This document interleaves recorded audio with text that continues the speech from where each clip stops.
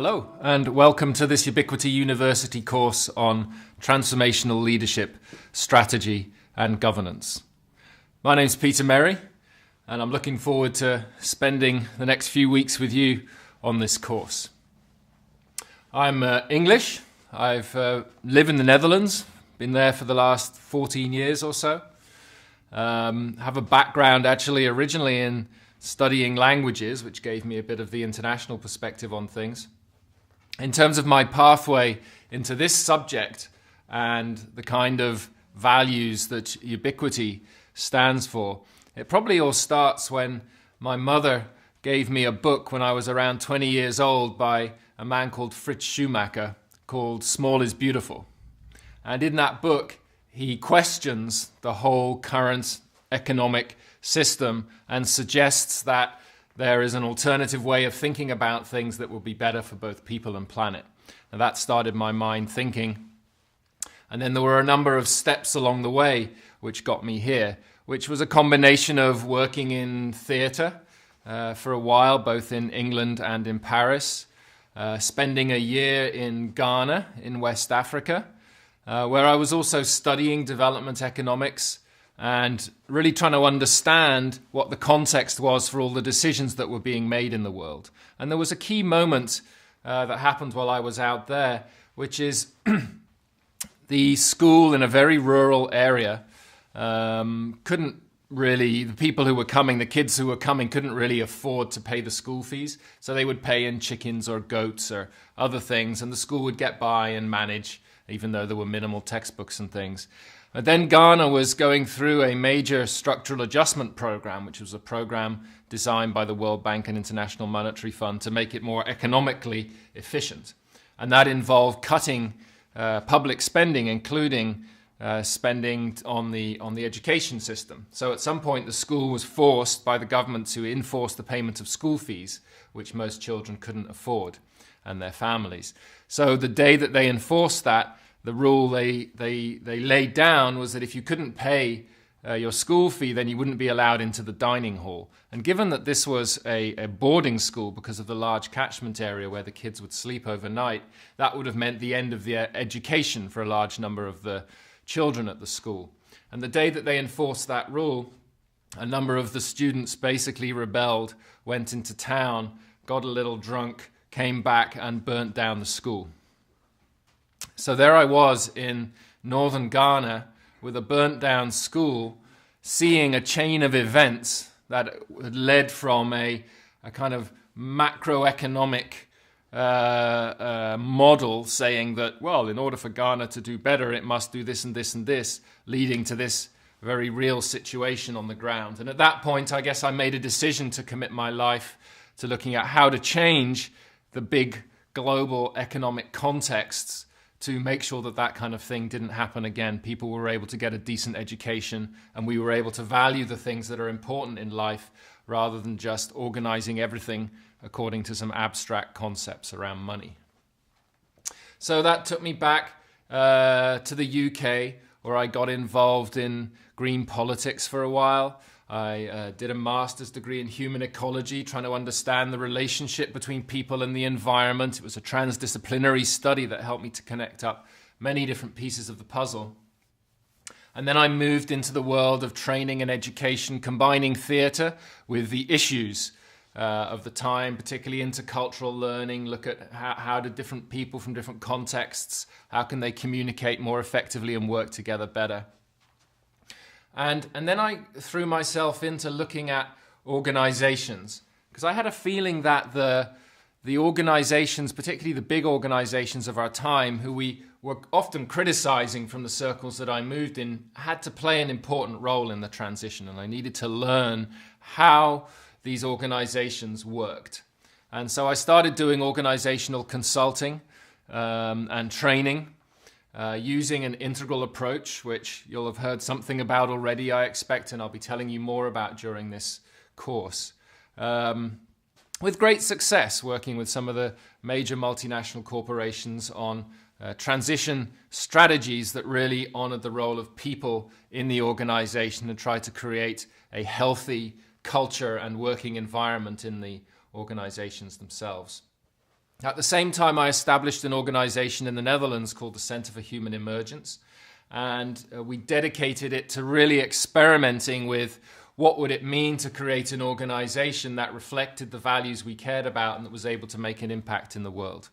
And I led that organization for 7 years and learned a huge amount about how you could start to do things differently and make a positive impact while making a living at the same time.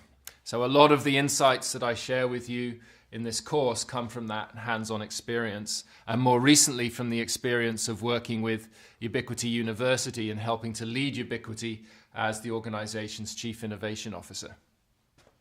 So all of that kind of comes together in a context of what are the most appropriate approaches to leadership, to thinking about how we go about our business in strategic terms, and to the way we organize ourselves that are best going to serve the world at this time, taking into account the kind of life conditions that we're in with a rapidly changing, complexifying world and the kind of issues that we need to solve that are facing us at this time. So let me frame a little bit about why I think this course is so important at this time. And the slide that you're looking at really summarizes it. You can see over the last 250 years or so how a number of key factors in society and on the planet have accelerated over the last 50 years or so.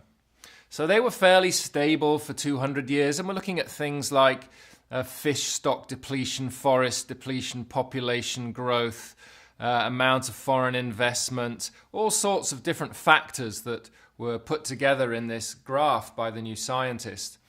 And they were all kind of accelerating almost vertically, having been horizontal for a long time in their development here.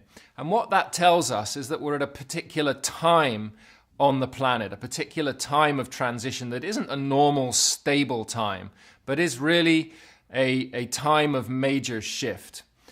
Somebody once mentioned a nice quote, which is, this isn't an era of change, this is really a change of eras.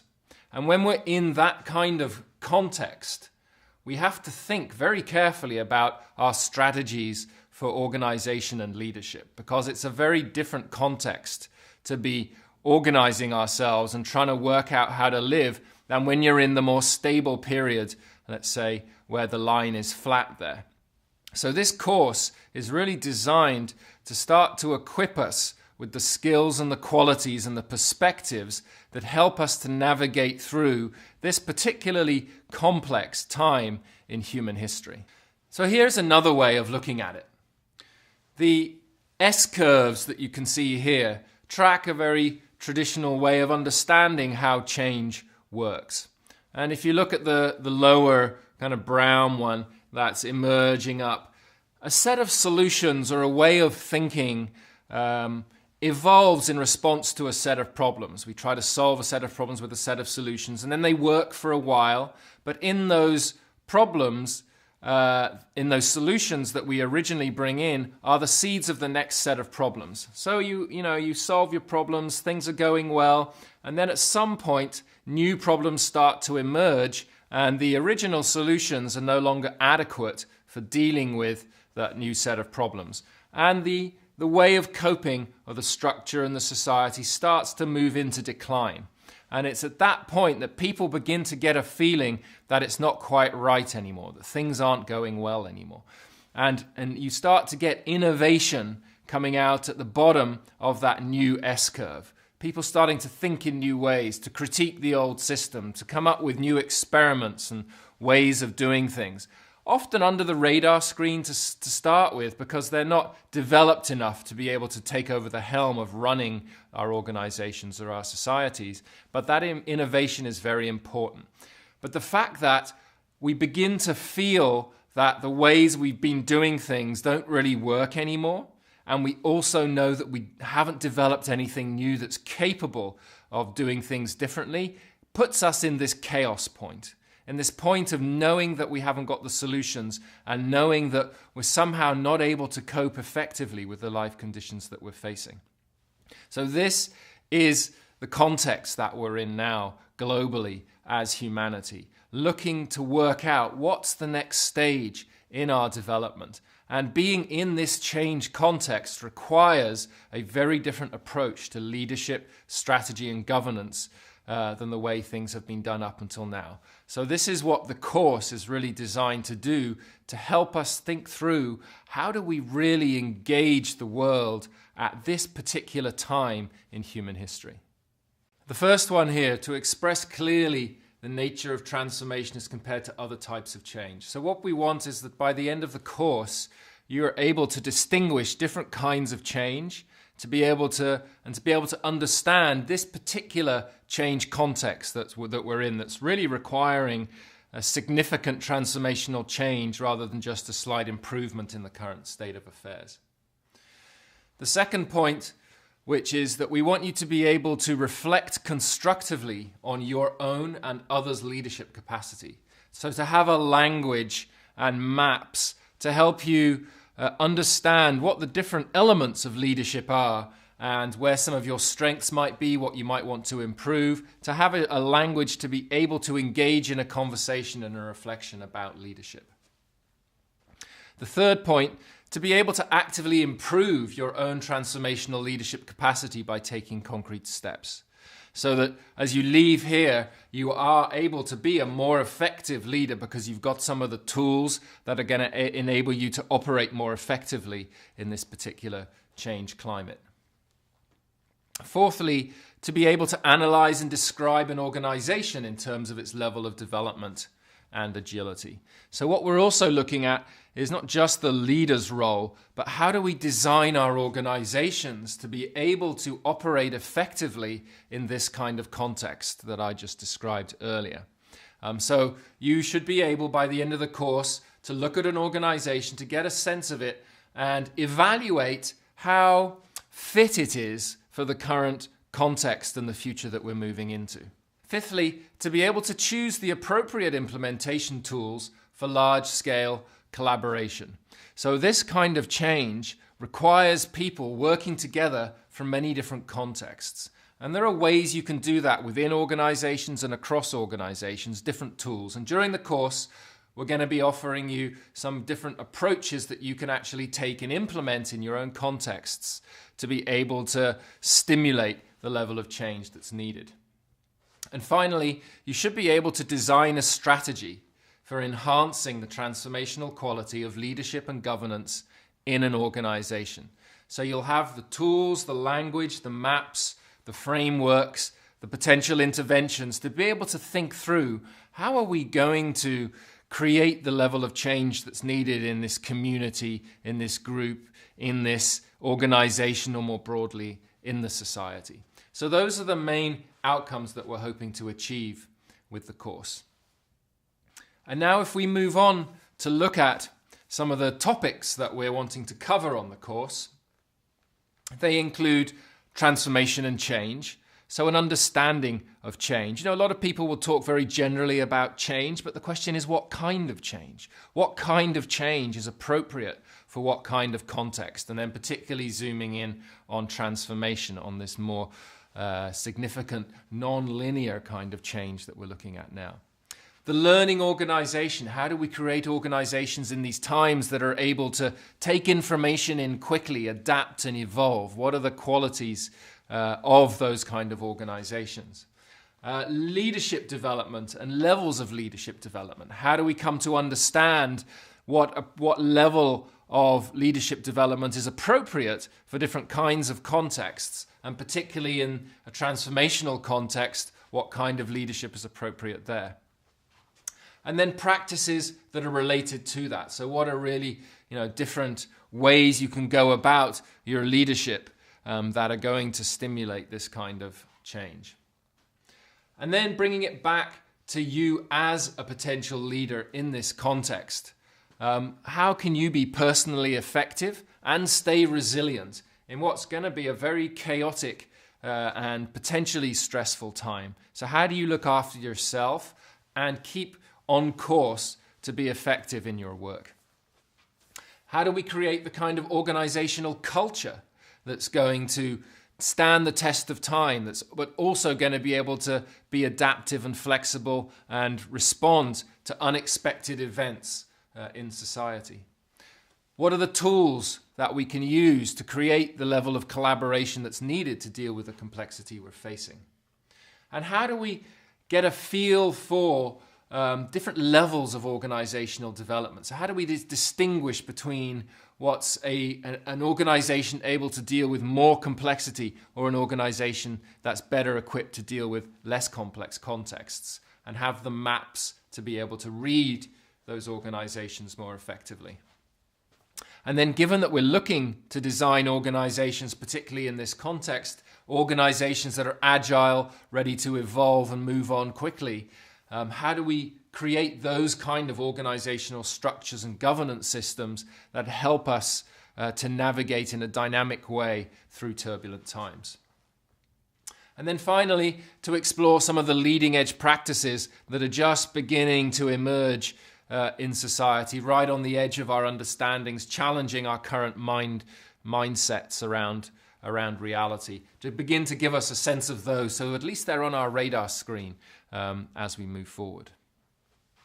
Now, as we move into the course, one of the things I'd like you to consider and be aware of is how you respond to the material as it's presented. So there's some things which maybe you'll instantly resonate with and go, yeah, I completely get that. There may be other things that you feel some resistance to or feel uncomfortable with. And that's totally fine.